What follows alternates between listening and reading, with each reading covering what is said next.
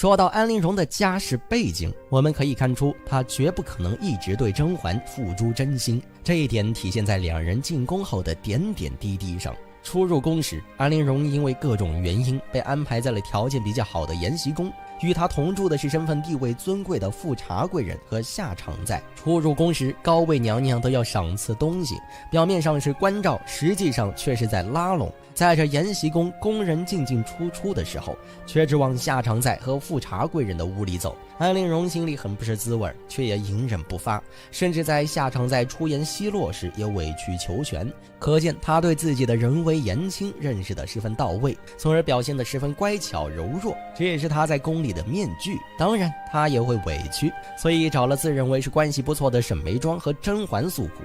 沈眉庄和甄嬛两个人本就出身大家，并未体验过底层人民挣扎求生的辛苦与卑微。听到安陵容的诉苦，甄嬛便把宫女菊清安排去延禧宫。沈眉庄也因为恩宠有不少好物，于是便给安陵容送了缎子。注意这里，安陵容并没有表现出很强烈的开心或者感动，她的表情很微妙，却什么也没有说，只是表达感谢。因为沈眉庄专宠，皇后劝皇上多顾惜后宫的其他人，要雨露均沾。在这里其实皇后也是有拉拢之意的。当皇后在皇上翻牌子时提到了安陵容，皇上便召了安陵容侍寝。等公公来通知的时候，安陵容一脸不可置信，一是不相信皇上会召见自己，二是有种梦想得以实现的不真实感。她在小地方长大，本人身世才貌都不出众，胆子小，没见过世面，所以从嬷嬷给她沐浴更衣的时候就紧张的一直在发抖，直到见了皇上还在抖，以至于皇上非常不满意，而把她原封退回。以安陵容敏感的性子，本来就不受待见的境遇，在未受宠时就被送回，几乎让她的自卑达到了顶峰。这里导演给到的镜头是安陵容的小轿子与于答应的凤鸾春恩车逆向而驰，何其讽刺！偏偏于答应又是一个不省事儿、目光短浅的拙儿，事情不说还羞辱安陵容，简直把安陵容的底线摁在地上摩擦。其实从后来的剧情里面知道，安陵容是一个有野心的嫔妃，因为她从小目睹了母亲不得宠的艰难处境，从小便习惯了小心翼翼、寄人篱下的生活，所以她更希望终有一天她能够扬眉吐气，能够抬起头来做人，以及她想要恩宠的愿望，或者是说想要得到恩宠之后别人对她另眼相待的愿望是非常强烈的。甄嬛和沈眉庄固然出于好心帮助她，却每一步都踩在她的雷点上。她不需要看起来是施舍的帮助，不需要上位者的怜悯，她需要成为上位者。故而在甄嬛得宠之后，多次暗示甄嬛想让她帮助，以获得皇上青睐。当然我们也知道，甄嬛前期以爱情为主，并不愿意帮助安陵容这个忙。说到这里，我们对于安陵容初入宫时的境遇已经非常清楚了，因为身份低，恰巧碰上一个蛮横的夏常在和愚蠢的于答应，一点点可怜的自尊心被无情击碎。唯一想要信任的朋友甄嬛和沈眉庄以上位者的姿态看她。从安陵容后期用夹竹桃粉害齐妃，却从来不敢对一直嘲笑她身世的齐国人动手来看，安陵容是欺软怕硬的，所以她在最开始入宫的时候急于抱大腿找靠山。最开始是甄嬛和沈眉庄，但当他们无法达到她的期待时，她便把她的期待转化为怨气，连同初入宫时受到的所有委屈一并转化为对甄嬛的恨意。那为什么是甄嬛而不是沈眉庄呢？因为甄嬛始终受宠，始终高她一截。当然这里她还没有到充满恨意的地步。甄嬛获宠，于是下毒，甄嬛设局抓住内奸，一并抓住于氏的太监。这时候沈眉庄在场，安陵容不在，甄嬛没叫她。第二天来探望甄嬛的时候，安陵容抱怨了：姐姐也真是的，出了这么大的事情也不告诉我。这里很明显就是对于甄嬛的质问和不满。三个人都是好姐妹，为什么出了事情你只告诉沈眉庄而不告诉我？这里她还是信任甄嬛的，但甄嬛并没有在这件事上给她满意的答复，所以她去冷宫跟苏培盛讲，类似于是以除后患。她急于在甄嬛面前表现，可是办好事情回来的时候，却听到沈眉庄说：这举止完全不像她平日柔柔弱弱的样子。可是连苏培盛都棘手的事，玲珑却能解决得这么干脆利落。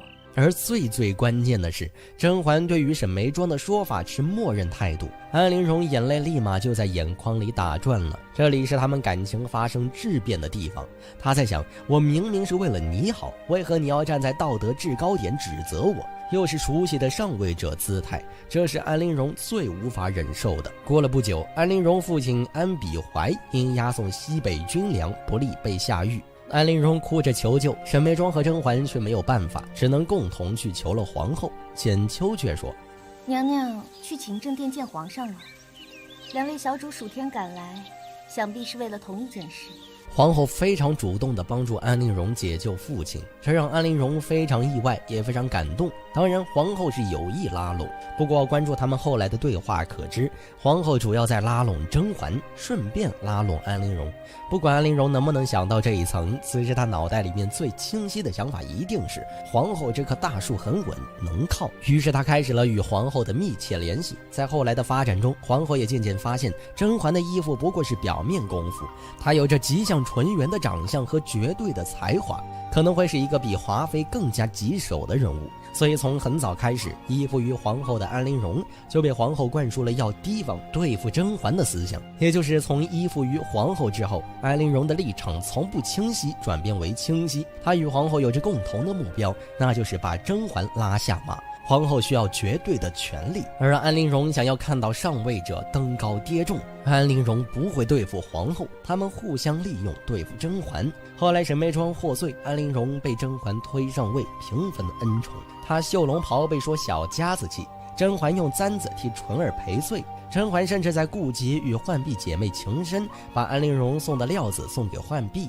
这都让安陵容深切地感觉到甄嬛对她的不重视，甚至在她扭曲的世界观里，这些都是甄嬛对她的侮辱。所以她恨甄嬛，她想要看到甄嬛不痛快，羡慕、嫉妒、不满、失望，最终转为一把淬毒的利剑，穿过甄嬛的灵魂，成为甄嬛人生中一个又一个悲剧的起始点。不是，自然是能避则避，但华妃自然不会放过这次机会，多次让六宫众人前去听事，暑热难耐。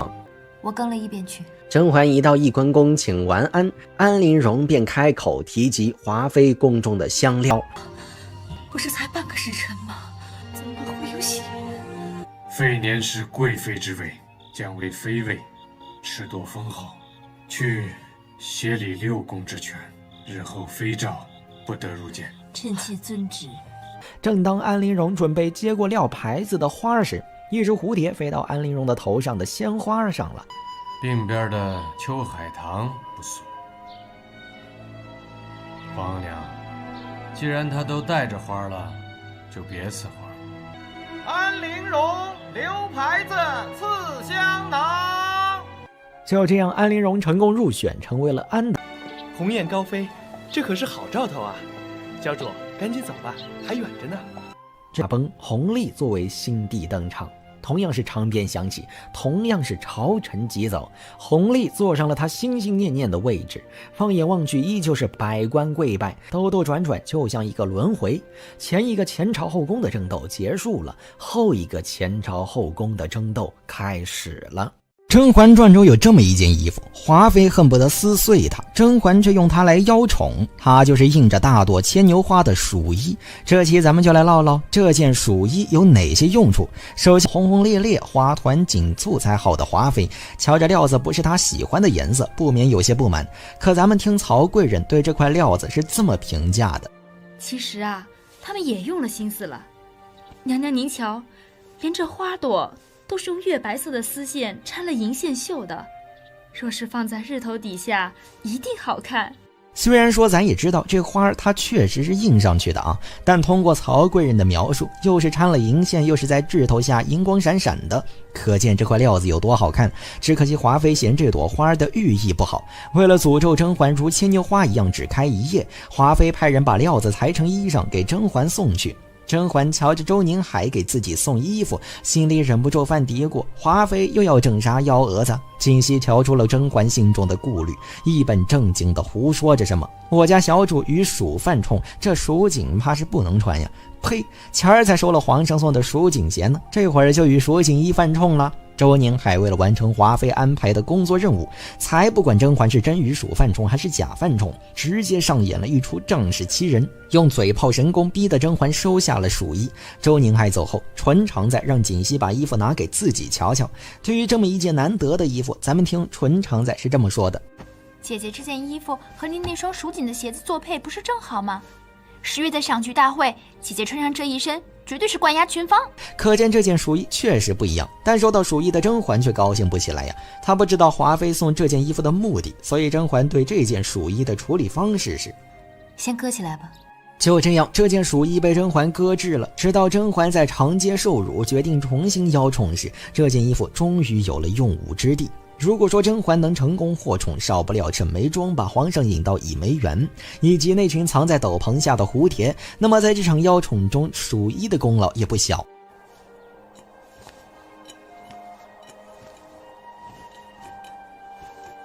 仔细瞧，这不就是华妃嫌弃的牵牛花吗？结合一开始曹贵人说这件衣服在日头底下银光闪闪的，这不大雪天又是红梅盛开又是阳光明媚，甄嬛穿着这件鼠衣在雪天阳光下祈福，按照鼠衣在阳光下立马银光闪闪的材质，大概此刻众人眼中的甄嬛是不灵不灵的。加上甄嬛一个起身一个旋转，周身布满蝴蝶，这不是妖女就是仙女啊！怪不得皇上当场就被迷得不要不要的。然而这件鼠衣的技能到这儿还没结束呢。甄嬛整了一出幺蛾子，成功吸引皇上之后，又玩起欲擒故纵的套路。皇上要在碎玉轩留夜，甄嬛不给皇上房卡，皇上下棋输了，再次请求留在碎玉轩。甄嬛却说，如果皇上要留在碎玉轩的话，那么自己只好去找沈眉庄了。一来二去溜了皇上几夜，甄嬛终于同意让皇上宿在碎玉轩了。等你绣好了，朕便把这香囊日日都带在身上，片刻不离，好不好？哎，瞧见了吧，又是那件鼠衣。自从甄嬛从倚梅园演了一出闪闪发光后，连着好几天的甄嬛穿的都是那件鼠衣。为什么甄嬛对这件鼠衣这么爱不释手呢？除去剧组衣服不够，许多嫔妃换着穿之外，咱们看皇上下朝找甄嬛唠嗑时，甄嬛想这个香囊上的祥云绣什么颜色，皇上是这么说的：朕瞧着你身上的浅紫色便很好，绣成祥云和金龙的颜色也很配。可见这件鼠衣也吸引到皇上了，要不然皇上大可说朕瞧着你脖子上的毛绒好，就绣白色吧。最后咱们来看华妃即将下线时，甄嬛早早的梳妆打扮去给华妃送盒饭。这时华妃褪去华丽的首饰，一身素净，全然没有了往日里那份嚣张跋扈的气焰。阳光从窗子照进冷宫，甄嬛推门而入，仔细瞧，甄嬛身上穿的还是那件鼠衣。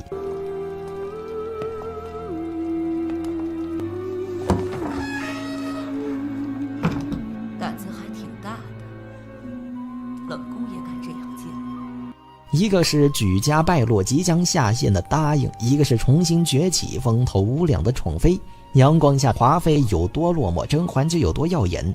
最后甄嬛说出华妃多年不孕的真相，华妃不堪情爱错付，一头撞死在柱子上。一向轰轰烈烈的华妃，就连死也死得那么轰轰烈烈。只是不知道，要是华妃知道甄嬛用她嫌弃的那件鼠衣做成战衣，心里又会是怎么样的滋味呢？细看《甄嬛传》中，端妃前期与皇后宜修并无矛盾冲突，而且即便有，那也是因为甄嬛站队的缘故。可在后期甄嬛打算扳倒皇后之时，懿格殿娘娘却忽然说出：我和你一样，恨极了他。然而再恨，如果我们不能一击将敌人击倒时，只能极力的忍耐。此时从懿格殿娘娘的话中，我们可以推出她很早就恨上了皇后宜修，可却迟迟没有机会报仇，这才极力的忍耐。而这个时候便有观众问了，整部剧中也没有表明皇后有对懿格殿娘娘下手，那么这端妃为什么也恨极了皇后？今日我们便来分析一下。首先，懿格殿娘娘会恨宜修的第一点原因，便是因为宜修冷眼旁观的缘故。我们都知道，华妃与懿格殿娘娘之间是死敌般的存在，而起因便是源自华妃当年还是侧福晋时怀有一子，但却因喝下了懿格殿娘娘送来的汤药而落胎。就因为此事，华妃恨极了懿格殿娘娘。就算你生不如死，也补不了我丧子之痛。皇上登基，尊你为妃，与我平起平坐，还留你一条命，我怎能不恨？像你这种狠毒妇人，就应该做成人质等死。此时的华妃一看到义格殿娘娘，就赏给了她一巴掌。要知道，义格殿娘娘好歹也是将门之后，与华妃一样，从出生起就贵不可言，但如今却要被华妃肆意羞辱，这也让义格殿娘娘所感到生不如死。可即便如此，皇后宜修作为中宫皇后，本应该出面阻止，但是宜修却视若无睹，任由华妃这般羞辱义格殿娘娘。且看之后，华妃在回宫路上便嘱咐内务府强行苛待端妃。内务府的封赏一律不许给延庆殿，理应全部安在太医院头上，说是他喝药开销掉的。还有，不许换衣局给他宫里洗衣服，新鲜的吃食也不许给，全都不许给。娘娘千万不要生气，一向都是这样做的，奴婢知道了。从这儿，华妃和宋芝的对话中分析便可知，义格殿娘娘已经受到华妃羞辱良久，不仅是新鲜的吃食没有，而且想必义格殿娘娘的药物也会被克口。如此做派，与甄嬛之后被大胖菊关在碎玉轩时一般，就如同被打入了冷宫。但区别在于，现下的义格殿娘娘可是大胖菊后宫中的四妃之一，按理说过得如此凄惨，大胖菊不会不知晓。而唯一的可能性便是皇后宜修在帮助华妃隐瞒实情，于是造成义格殿娘娘如此被羞辱的因素中，便是还有皇后宜修的推手。而端妃恨极了皇后的第二点原因，也是最重要的一点原因，便是当年造成华妃小产的那碗堕胎药是宜修让端妃送去的，因此义格殿娘娘承受了华妃这么多年羞辱和欺压，实则是有宜修的算计在内。首先我们知道，让华妃落胎的真正元凶是太后和大胖菊。当年年妃有孕，儿子不得已杀了自己的孩子，焉能不痛？当年的事，既然借了端妃的手，端妃也接了这个黑锅，就不要再去想了。此时从大胖菊和太后的话中，我们可以得知，华妃这么多年以来都是恨错了人，而这里的实情，作为受害者的端妃也是知晓，华妃落胎绝不是自己下的手。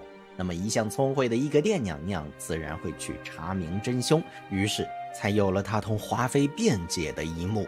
如果我真的是罪大恶极，皇上也不会留我苟活至今。皇上信你，护着你，可是我死都不会信。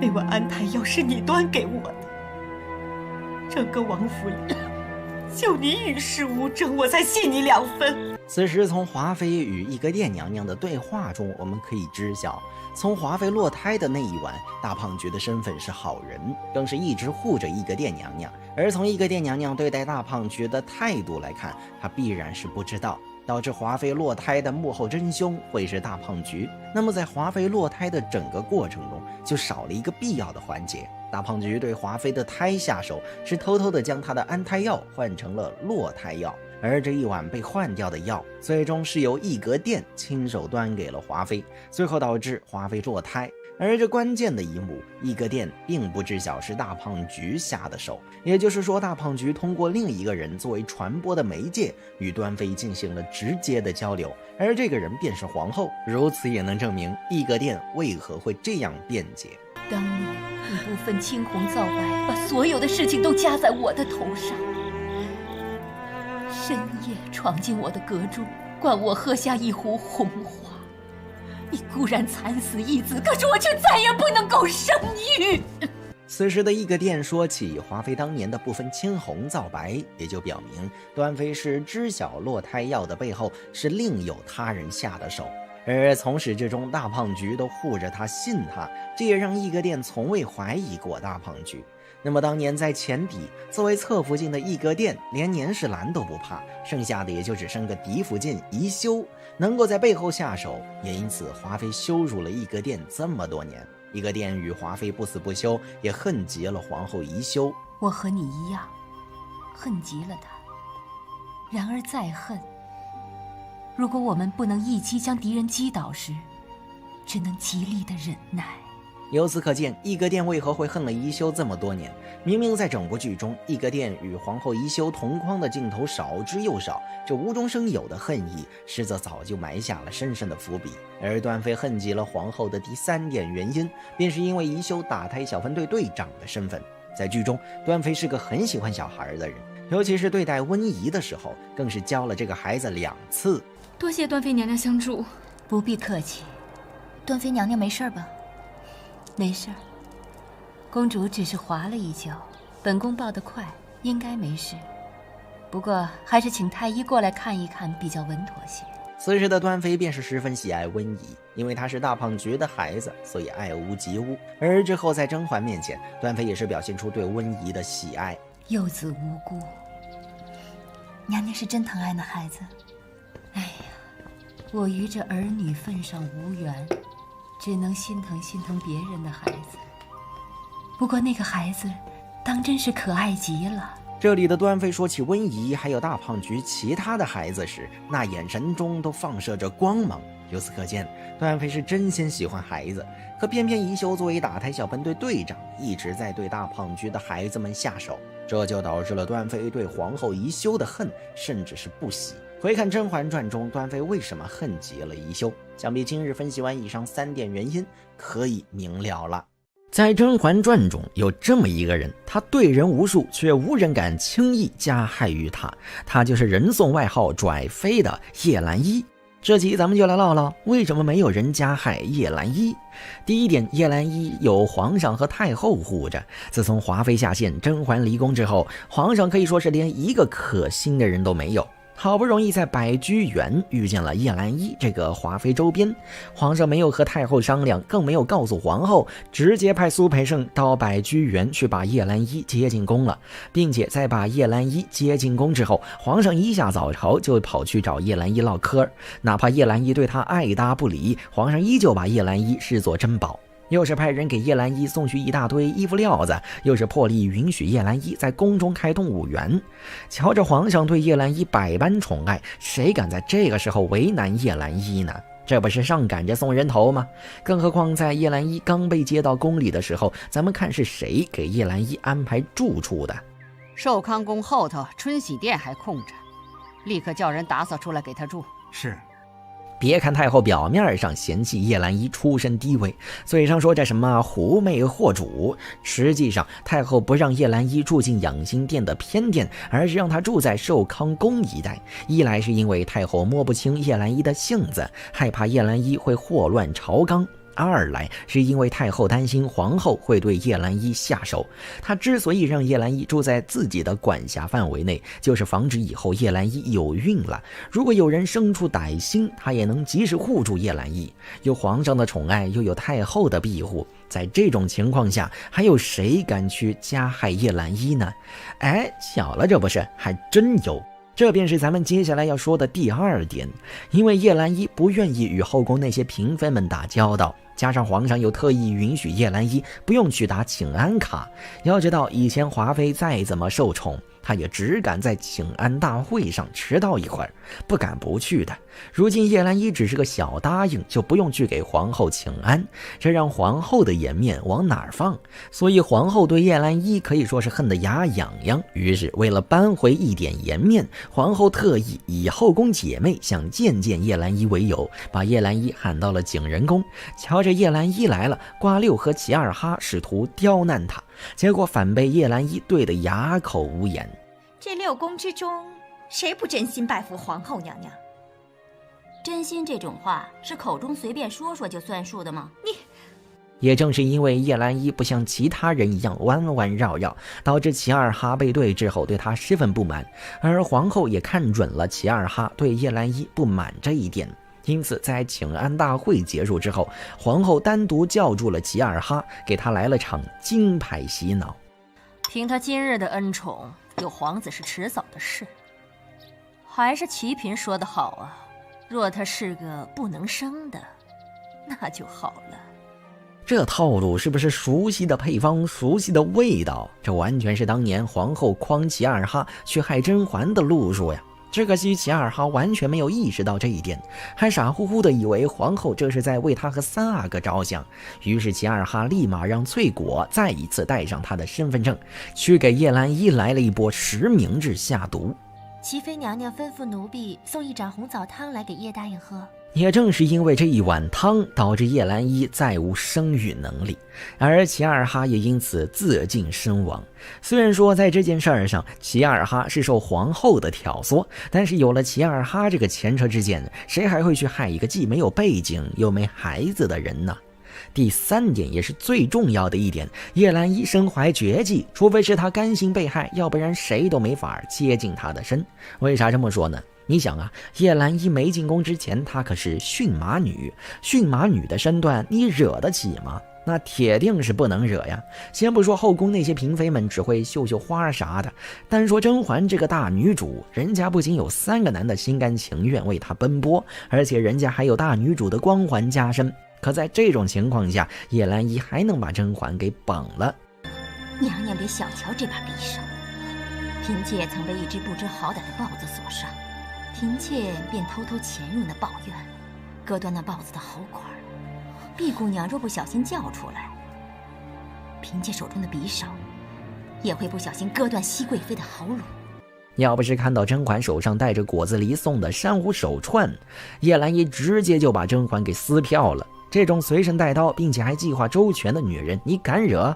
当然，除了驯马练出的彪悍以及随身带刀之外，咱们再来看叶澜依误会甄嬛，辜负了果子狸当晚。为了给甄嬛这个负心女一点教训，叶澜依直接让她的猫引来了一群野猫。也正是这群猫把甄嬛给活生生的吓得早产了，连甄嬛这样的大女主都难以抵挡叶澜依的技能，其他嫔妃连顶嘴都顶不赢，还想动手？做梦去吧！